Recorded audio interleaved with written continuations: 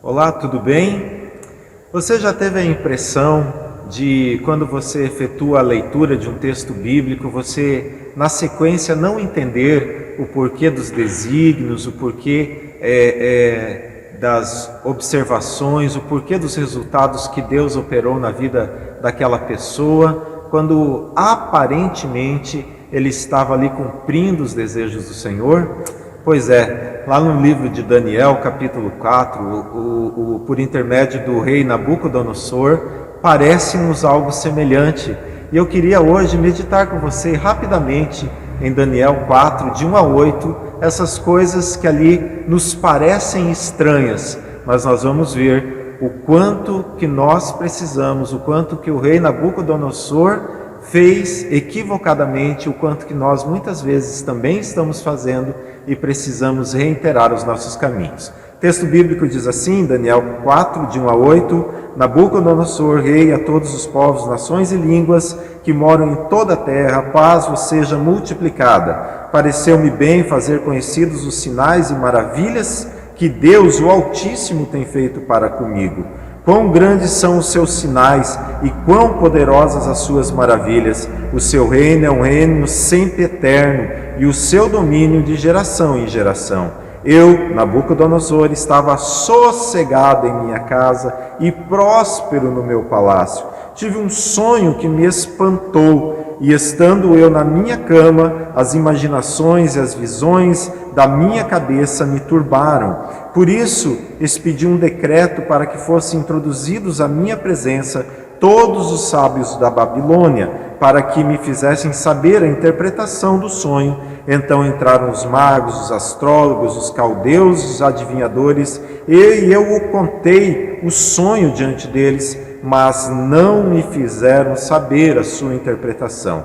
Mas por fim entrou na minha presença Daniel, cujo nome é Beltesazar, segundo nome do meu Deus, e no qual há o Espírito dos deuses santos, e eu lhe contei o sonho, e assim então Nabucodonosor foi contando o sonho a Daniel. Muito bem, do verso 1 ao verso 3, Nabucodonosor dá um entendimento de que ele está fazendo uma saudação como um documento governamental oficial da Babilônia. Então aquilo ali era um decreto que ele estava fazendo, um documento para que todos soubessem quem era o Deus Altíssimo na vida dele, o que Deus havia feito através da vida dele. Mas, e ali que nós estranhamos, porque quando a gente deixa saber através das nossas palavras quem é Deus, então logo nós entendemos que as pessoas vão saber que esse é o nosso Deus e que nós estamos segundo a sua orientação. Mas logo depois, Nabucodonosor, no versículo 4, ele começa a declarar algumas coisas que são estranhas para o nosso Deus. Por exemplo, ele fala que estava sossegado em minha casa. Por que ele estava sossegado ali? Porque, na verdade, ele estava ali vindo de vitórias em guerras, ele estava vendo toda a prosperidade financeira, material que havia se agregado pelo seu grande poder, as suas grandes construções naquele reino da Babilônia, e aquilo ali começou a encher o coração de Nabucodonosor, de tal maneira que quando ele fala que ele estava próspero no seu palácio, era porque ele estava vendo os grandes jardins da Babilônia, que ali prosperavam aquelas plantas luxuosas, caríssimas, em detrimento do seu povo e talvez dos escravos que passavam fome, e ele se exaltava de tudo aquilo ali, porque no coração de Nabucodonosor ele estava tendo tudo aquilo ali pela sua força militar, pelo seu poder, pela sua inteligência pessoal. Então, na verdade, ele declarava com os seus lábios que o Deus Altíssimo é quem tinha conquistado, quem era o único a ser exaltado, mas na verdade no seu coração existia uma soberba espiritual por aquilo que ele tinha conquistado. Aliás, esse é um grande perigo na vida cristã, né? Nós declararmos, nós buscarmos Deus, fazermos Deus até conhecidos pelas nossas palavras, mas dentro do nosso coração, dentro das nossas vidas, haver assim uma expectativa de que conquistamos todas aquelas coisas pelas nossas forças, pela nossa inteligência, pelos nossos braços, pelo nosso muito trabalhar. E isso é um perigo, porque em tempos de bonança, tudo vai bem. Mas quando as coisas chegam num período de dificuldades, onde passamos talvez por dias maus, há um perigo que, se os nossos corações não estiverem realmente contritos na presença do Senhor, aos pés da cruz, nós caiamos na arrogância espiritual de imaginar que fomos nós quem conquistamos e agora não temos mais como, porque as nossas forças se acabaram, porque os nossos desígnios se foram embora. Esse tempo ainda não havia chego para Nabucodonosor, mas ele ali falava com seus lábios quem ele achava que era o seu Senhor, quem estava à frente de tudo, mas na verdade no seu coração havia a grande realização de que ele havia conquistado todas essas coisas. Muito bem, o texto continua e nos fala que então ali no versículo 5, que ele teve um sonho, e esse sonho perturbou Nabucodonosor. E como já era de costume, então, ele baixou um decreto, nos diz ali os versículos 6 e 7, onde ele mandou chamar um monte de gente, adivinhos, né? Aquele povo que ele já sabia muito bem que não resolvia absolutamente nada. Você que já leu os capítulos 1, 2 e 3 de Daniel, já sabe que toda vez que tinha um problema com um sonho, com algo para ser interpretado, quem era chamado, quem resolvia o problema era Daniel.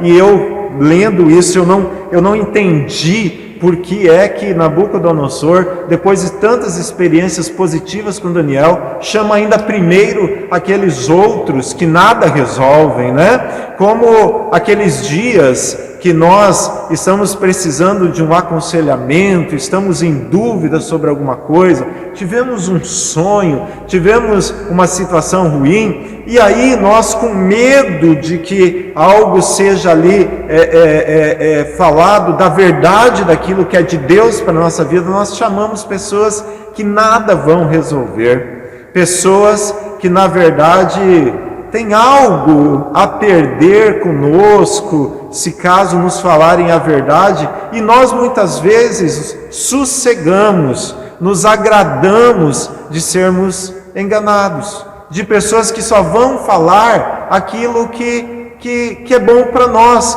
E muitas vezes, queridos, o que Deus tem para falar para nós indica um caminho de mudança. Mas saiba que tudo que Deus tem para falar para você leva para um caminho bom. Por isso, não evite de saber a verdade daquilo que Deus quer da sua vida, daquilo que Ele deseja realizar, dos consertos que Ele quer fazer, mesmo que num primeiro momento aquilo doa.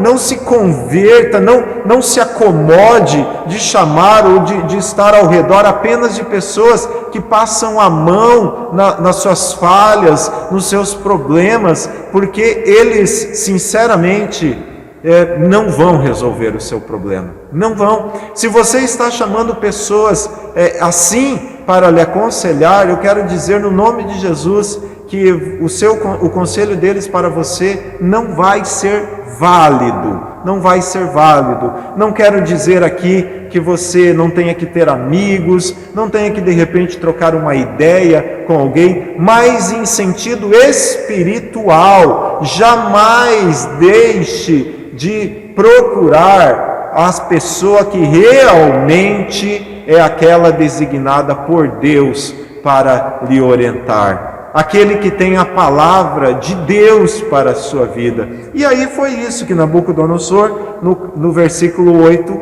faz. Ele chama então Daniel. Ele já sabia do que Daniel era capaz de fazer, mas então ele chama, e aí então Daniel, ele desvenda aquilo que Nabucodonosor tinha sonhado. Quem deu esse poder, essa autoridade para Daniel foi o próprio Deus. Se você voltar lá em Daniel, capítulo 1, verso 17, você vai ver que Deus designou Daniel com este poder. Então, Daniel, muito mais do que já ter sido experimentado, muito mais do que ter uma boa palavra, muito mais do que trazer paz quando falava, Daniel era o homem que Deus escolheu para aquele tempo e para que Nabucodonosor tivesse os preceitos de Deus para a sua vida. Queridos, o que nós aprendemos? Ensinos práticos de Deus para a nossa vida, para finalizar esse vídeo de hoje. Primeiro, palavras não resolvem. Considere Deus soberano em seu coração e em todas as áreas da sua vida. Palavras jogadas ao vento não vão resolver o seu problema. Considere verdadeiramente Deus no seu coração e agindo verdadeiramente na sua vida em todas as áreas. E segundo, seja sábio, procurando aconselhar-se com quem realmente terá uma palavra de Deus para lhe ajudar. Quando você precisar de um conselho, querido, procure alguém que esteja tete a tete com Deus, e Ele com certeza vai te ajudar. Que Deus te abençoe e que esses desígnios, que esses ensinos práticos possam realmente fazer a diferença na sua vida, no nome de Jesus.